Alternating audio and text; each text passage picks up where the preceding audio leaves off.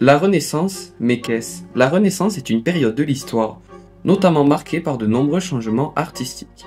Nous allons nous intéresser précisément aujourd'hui à l'un des personnages considérés comme un des plus importants de cette période, François Ier.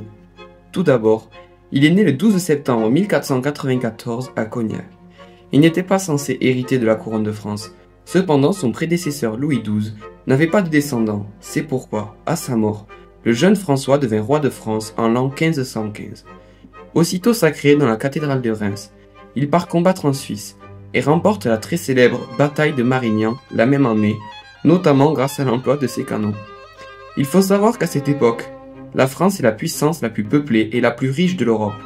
Cependant, il existe une grande rivalité entre l'empire des Habsbourg qui domine toute l'Espagne ainsi que le Saint-Empire germanique et elle. C'est d'ailleurs contre lui que François Ier perd une de ses plus grandes batailles, la bataille de Pavie en l'an 1525. Lors de ce combat, il est même capturé et emmené en Espagne. Il est finalement relâché au bout d'un an, mais en échange de sa liberté, il perd une partie du territoire français. À son retour à Paris, il prend de nombreuses mesures, notamment dans le domaine religieux. Il rédige aussi l'ordonnance de Villers-Cotterêts, qui fait de la langue française la langue obligatoire et officielle de la France. François Ier s'intéresse aussi beaucoup aux arts. En effet, après ses campagnes de conquête en Italie, il est impressionné par la richesse artistique et culturelle du pays. Il fait venir nombre d'artistes à la cour. Parmi ces artistes se trouve Léonard de Vinci. Il devient très ami avec lui et lui commande des œuvres très célèbres aujourd'hui, comme par exemple la Joconde. François Ier est aussi et surtout connu pour les magnifiques châteaux qu'il a fait construire dans le centre de la France, autour de la Loire. Les plus connus sont bien sûr Chambord, Chenonceau ou encore Fontainebleau. Ces châteaux ne ressemblent en rien aux anciens châteaux forts du Moyen-Âge, car leur utilité n'est plus défensive, mais bien plaisancière. Ce style d'architecture de la Renaissance s'est largement répandu en France à cette époque. Des anciens forts sont rebâtis pour leur donner une apparence plus claire et gaie.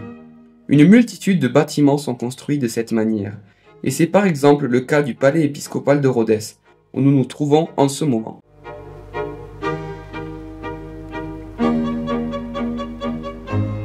Bien que ce bâtiment n'ait pas tout à fait été érigé pendant la période de la Renaissance et retouché de nombreuses fois au cours du temps, il présente encore certaines caractéristiques de ce style architectural, comme par exemple les grandes arches qu'il est possible d'observer aussi bien de l'extérieur que de l'intérieur des murailles.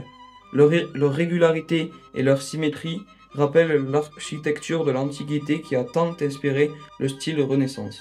Les ornements et les sculptures raffinées que l'on trouve dans tous les recoins du palais, que ce soit des encadrements de portes, des sculptures sur la façade, ou encore les colonnes observables sur l'ensemble du bâtiment, ou encore les cornières sur la tour, tous ces éléments sont caractéristiques de l'architecture de la Renaissance. Les fenêtres à meneaux ornées que l'on retrouve principalement sur la tour ainsi que sur la façade arrière du bâtiment. Malgré des retouches qu'a connues le palais, on peut encore en observer comme sur les châteaux de la Loire. Les jardins à la française qui se trouvent derrière le bâtiment, même si aujourd'hui il n'en subsiste pas grand-chose, il est quand même possible d'apercevoir les restes, notamment par les formes symétriques et carrées. Ce type de jardins d'ornement sont très répandus à cette époque. Tous ces éléments ont été ajoutés par Georges d'Armagnac, qui fut un précurseur de la Renaissance et introduisit des éléments de ce style architectural aussi bien dans le palais épiscopal que dans le clocher de la cathédrale, ou encore sur la façade. Il accueilla également le seul roi de France étant venu à Rhodes dans toute l'histoire, François Ier. Et oui, encore lui. Il a même invité au palais épiscopal le temps d'une messe.